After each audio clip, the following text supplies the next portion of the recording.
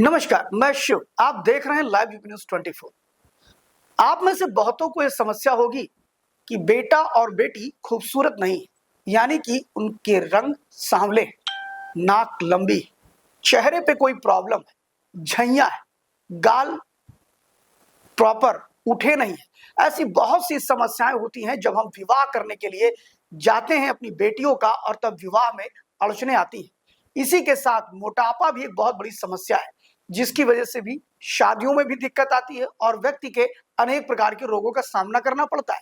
क्या आप भी चाहते हैं कि इन सारी समस्याओं से आपको निजात मिले, और इससे निजात कैसे मिल सकती है?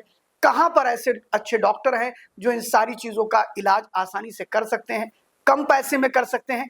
इन्हीं सारे विषयों पर हम बात करेंगे आज एक स्किन विशेषज्ञ यानी कि त्वचा रोग विशेषज्ञ, कॉस्मेटिक, इसके अलावा वेट लॉस, ऐसी बहुत सी डिग्रियों के साथ लखनऊ के अंदर प्रैक्टिस कर रही है डॉक्टर सिपिका जायसवाल।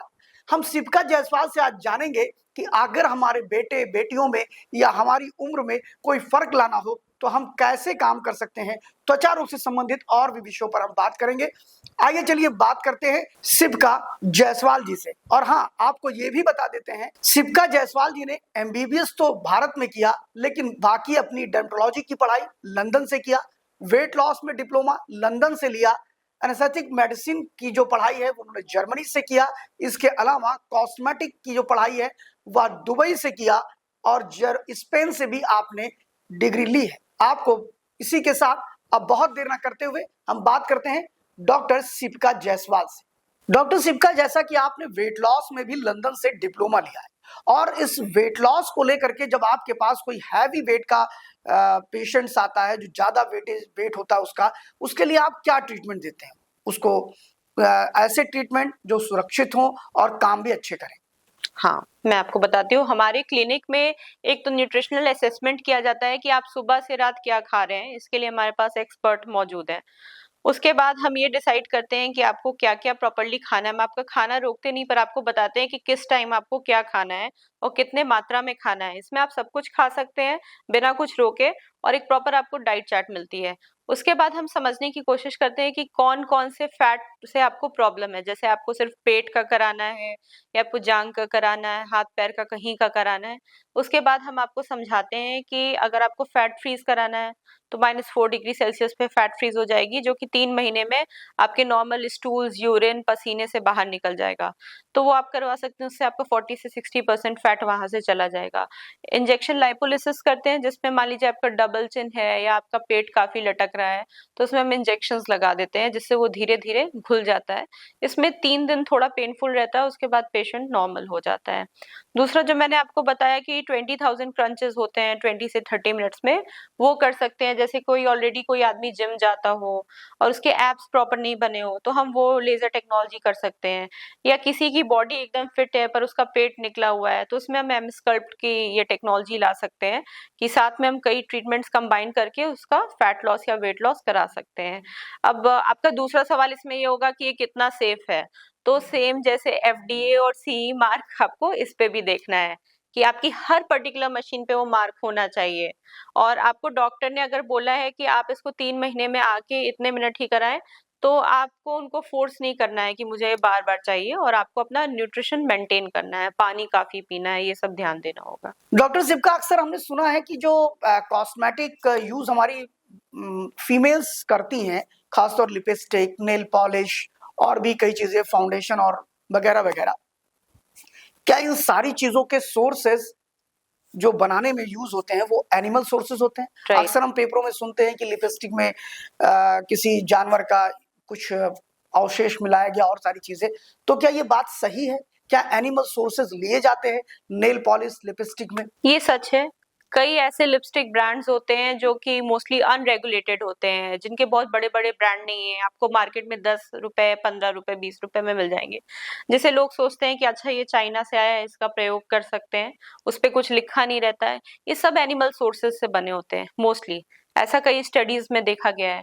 कुछ ऐसे प्रोडक्ट्स भी होते हैं जो काफ़ी एक्सपेंसिव होते हैं और बाहर से आए होते हैं, जिसे लोग समझते हैं कि ये काफ़ी अच्छा है, और इंग्रेडिएंट में ये चीजें मेंशन होती हैं 90% केसेस में कि वेजिटेबल सोर्स है कि एनिमल सोर्स है। लोग उसे पढ़ते नहीं, उसका डिब्बा उठा के फेंक देते हैं, सिर्फ लिपस्टिक यूज करते हैं।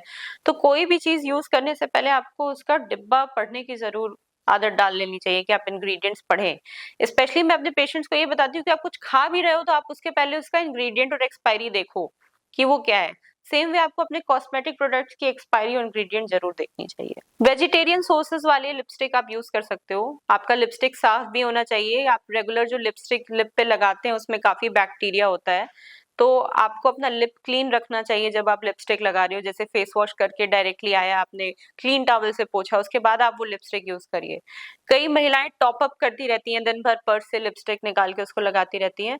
तो उसका एक अच्छा तरीका ये है कि आप ब्रश यूज करिए वो लिपस्टिक लगाने के लिए, या एक छोटा सा पैलेट आप दुकान से खरीद लीजिए, उसमें लिपस्टिक भर लीजिए और उससे ब्रश का जो कि आप बाद में धुल सके, एक बार आप पिक करिए, उसे लगा लीजिए, तो उससे बैक्टीरियल इन्फेक्शन वगैरह आपको लिप पे नहीं होगा। डॉक्टर शिवका, क्या ऐसा भी है कि जो कम रेट वाले लिपस्टिक हैं, नेल पॉलिश हैं, उनमें इसकी दिक्कतें ज्यादा आती हैं, एनिमल सोर्सेस की और काफी प्रॉब्लम्स आती हैं या उससे एलर्जीज होती हैं, और जो हाई क्वालिटी के प्रोडक्ट होते हैं उनमें दिक्कतें कम होती हैं, उसमें रिएक्शंस या एलर्जी जो होती है वो कम होती है, ऐसा भी है क्या कुछ? देखिए, आपका अगर प्राइस लो है किसी फाउंडेशन का या कंसीलर का और उसमें काफी खतरनाक चीजें नहीं है, जैसे उसमें पैराबेन नहीं है, टोल्यूइन नहीं है, कोई खास रसायन नहीं है, तो उसको आप लो प्राइस पे भी यूज कर सकते हो।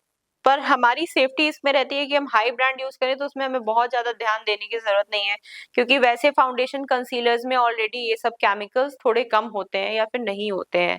जैसे कि आप देखोगे कि हम अगर लैक्मे में चले जाएं, सेफोरा, मेबलिन, मैक, जो आजकल के ब्रांड्स चलते हैं, उन सब में आपको पैराबेन, टोल्यूइन और काफी हार्श केमिकल्स नहीं मिलेंगे। पर वहीं अगर आप छोटे प्रोडक्ट्स पे चले जाएंगे जो चीप मिल रहे हैं, जो फाउंडेशन कंसीलर्स, तो उसमें methyl paraben, propyl paraben, toluene, ये सब मिलने के चांस अधिक होते हैं।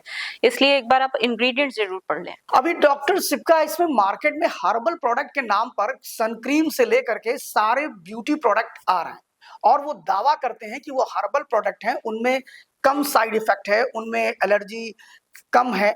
ऐसे में क्या वो प्रोडक्ट सुरक्षित हैं? उनमें हम क्या सावधानी बरत सकते हैं? जी बिल्कुल, हर कोई कहीं से अपने किचन से बना के कोई भी क्रीम निकाल ले रहा है और उसे आजकल ऑर्गेनिक और हर्बल का नाम दे दिया जा रहा है। आप ये नहीं जानते कि आप जो फ्रूट्स पैदा कर रहे हैं अपने गार्डन में या फिर आप जो भी वेजिटेबल्स उगा रहे हैं, उसमें आप कौन-सा केमिकल्स डाल रहे हैं, उस केमिकल्स से फिर आप जो क्रीम बना रहे हैं पीस के, आखिर उसमें भी इंसेक्टिसाइड, पेस्टिसाइड वगैरह पड़ा रहता है, तो वो ऑर्गेनिक या हर्बल नहीं हुआ, इट इज़ केमिकल लेडन। तो आजकल एक बहुत फाइन लाइन हो गई है ऑर्गेनिक, हर्बल और केमिकल्स के बीच। तो वही है कि जब तक आप प्रॉपर्ली सब चीज़ पे स्टडी नहीं कर लेते और आपको उसका एग्ज़ैक्ट सोर्स नहीं पता है, तो आप आँख बंद करके विश्वास नहीं कर सकते। फिर भी रेगुलर मेड में केमिकल से ज़्यादा बढ़िया आपके ऑर्गेनिक और हर्बल प्रोडक्ट्स होते हैं। अगर हम बात करें डॉक्टर शिवका की, तो डॉक्टर शिवका क्या आधुनिक मेडिसिन के साथ-साथ हर्बल भी यूज करती हैं? क्या हर्बल का प्रयोग करती हैं? Okay, that's a good question. तो हर्बल मैं कोशिश करती हूँ कि मैं ज़्यादा लगाऊँ, जिसमें केमिकल्स कम हो। मेरे लिए प्रॉपर्ली कोई भी चीज़ हर्बल नहीं है, जैसा कि मेरे माइंड मेकअप में है, क्योंकि हर चीज़ में आजकल केमिकल है।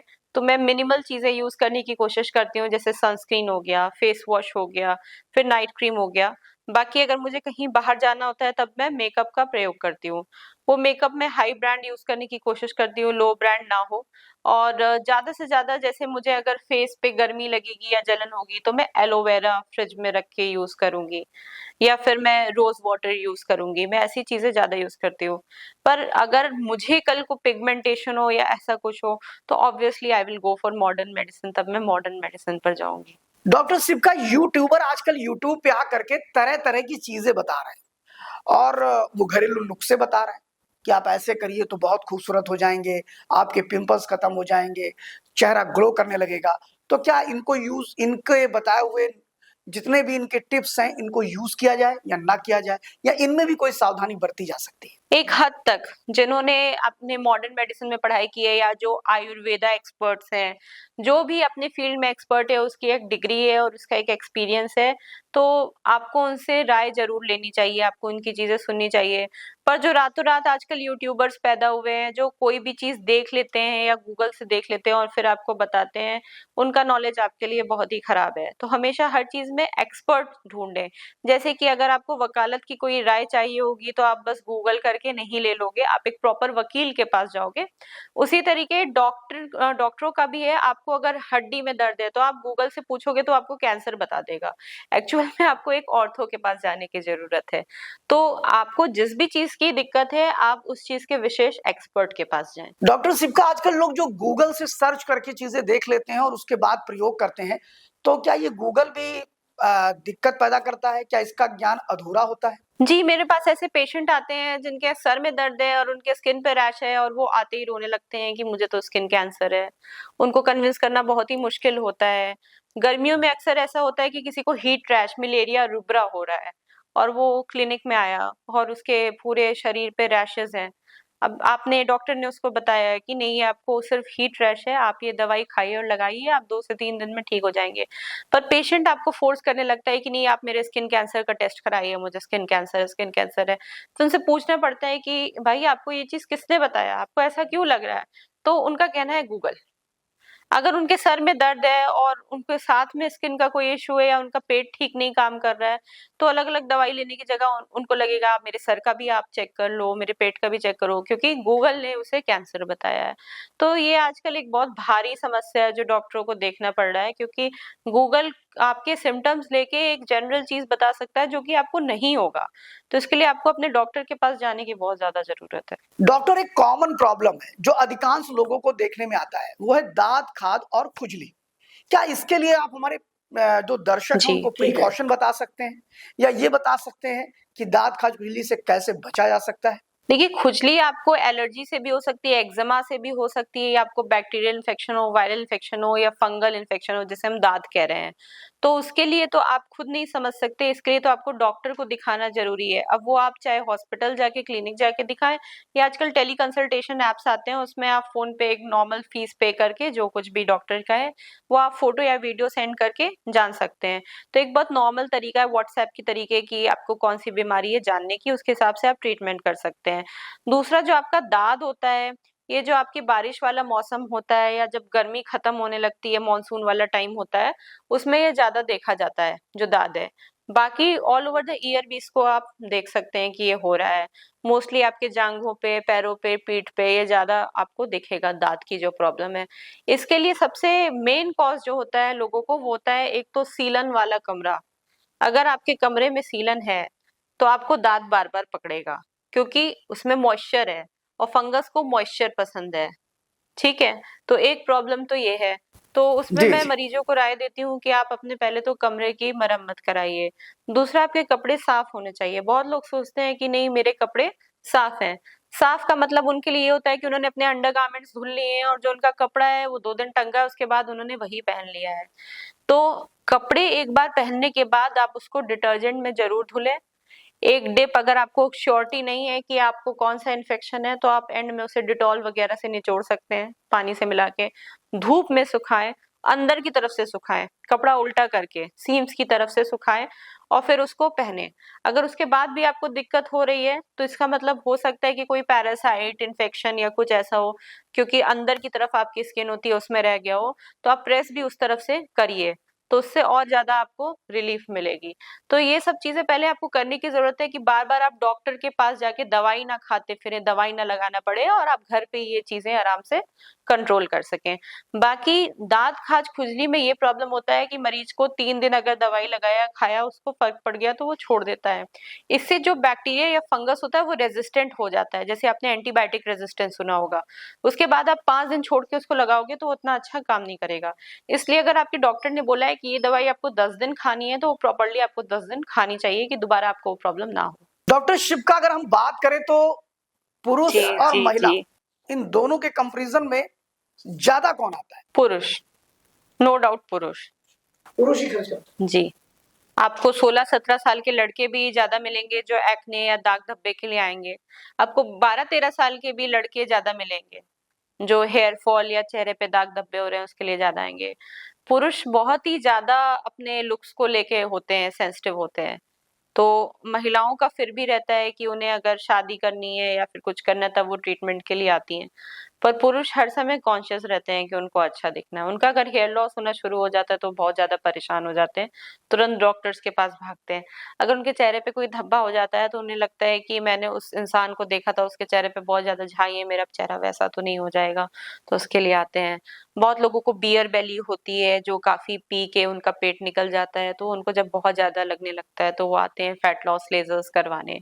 या मैंने देखा है पुरुषों को ये भी जानना बहुत अच्छा लगता है कि उन्हें क्या खाना-पीना चाहिए, कैसा प्रोटीन लेना चाहिए। अगर वो जिम जा रहे हैं, तो उनका प्रोटीन किस टाइप का हो, कितनी मात्रा में हो, इन सब चीज़ों के लिए पुरुष ज़्यादा अवेयर हैं।